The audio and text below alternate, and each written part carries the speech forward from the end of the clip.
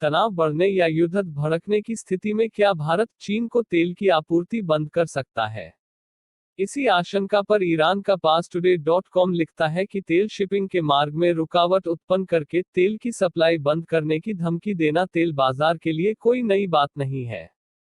पश्चिम Asia में ऐसा कई बार देखने को मिला है कि जब कई देशों ने अपने हितों को पहुंचने वाले नुकसान के कारण ऐसी धमकियां दी हैं। लेकिन दुनिया के सबसे बड़े तेल उपभोक्ताओं में से एक भारत की ओर से चीन को होने वाली तेल आपूर्ति के मार्ग को बंद करने के खतरे से निपटने के लिए शायद तेल बाजार तैयार नहीं है। हालिया दिनों में दुनिया के दो सबसे बड़े तेल आयातकों चीन और भारत के बीच जारी तनाव तथा झड़पों के कारण फॉस खाड़ी स्थित स्ट्रेट ऑफ होर्मुज के बाद दुनिया का दूसरा सबसे महत्वपूर्ण तेल choke point strait of Malacca की सुरक्षा के लिए खतरा बढ़ गया है।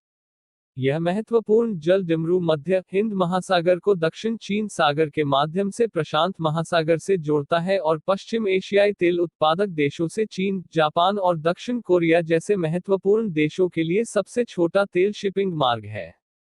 अमरीकी ऊर्जा सूचना प्रशासन के मुताबिक स्ट्रेट ऑफ मलक्का एशिया का प्रमुख चोक पॉइंट है और हालिया वर्षों में प्रतिदिन कुल पेट्रोलियम प्रवाह 16 मिलियन बैरल का 85 से 90% भाग इस चोक पॉइंट से होकर गुजरता है। पासटुडे.com लिखता है कि भारत और चीन के संबंध कभी भी बहुत अच्छे नहीं रहे हैं, लेकिन हालिया दिनों में दुनिया के सबसे अधिक आबादी वाले दोनों पड़ोसी देशों के बीच सीमा पर पिछले 50 वर्षों में सबसे अधिक तनाव और हिंसा देखने को मिली है। 1962 में चीन और भारत के बीच वास्तव में सीमा कहां होगी, इस मुद्दे को लेकर युद्ध हुआ था। अब दोनों ही देश परमाणु शक्तियां हैं, दोनों के बीच तनाव बढ़ने से संयुक्त राष्ट्र भी चिंतित है और उसने बीजिंग और नई दिल्ली से अधिकतम संयम बरतने का आह्वान किया है। पिछले कुछ दिनों में दोनों ने तनाव को कम करने के लिए कुछ कदम उठाए हैं, लेकिन तनाव अभी भी बना हुआ है। पासटुडे.com लिखता है कि यहाँ सवाल यह है कि दोनों देशों के बीच युद्ध भड़कने की स्थिति में क्या भारत स्ट्रेट ऑफ मलक्का बंद करके चीन को होने वाली तेल की आपूर्ति बंद कर सकता है। अंडमान और निकोबार द्वीप समूह में भारत की नौसेना की उपस्थिति हिंद महासागर में उसकी स्थिति को मजबूत करती है। स्ट्रेट ऑफ मलक्का अंडमान और निकोबार द्वीप समूह के काफी निकट स्थित है।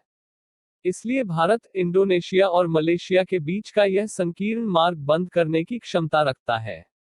तनाव बढ़ने या युद्ध भड़कने की स्थिति में भारत, दुनिया के सबसे बड़े तेल आयातक चीन को तेल की आपूर्ति बंद कर सकता है, जो इसी मार्ग से मध्यपूर्व से अधिक तेल आयात करता है। यही नहीं, भारत इसी मार्ग से होने वाले चीन के अधिक निर्यात को भी रोक सकता है। पासटुडे.com लिखता है कि चीन के पास तेल व्यापार सहित स्ट्रेट ऑफ मलक्का पर अपनी निर्भरता कम करने के लिए दो योजनाएं हैं। पहली योजना, बेल्ट एंड रोड इनिशिएटिव के तहत वह पाकिस्तान में ग्वादर बंदरगाह को विकसित कर रहा है।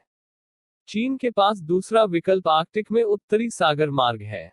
लेकिन इन योजनाओं को पूरा होने में कई साल लगेंगे और पूरा होने पर भी तेल आयात के लिए स्ट्रेट ऑफ मलक्का पर चीन की निर्भरता समाप्त नहीं होगी। Bureau report, Hind reporter.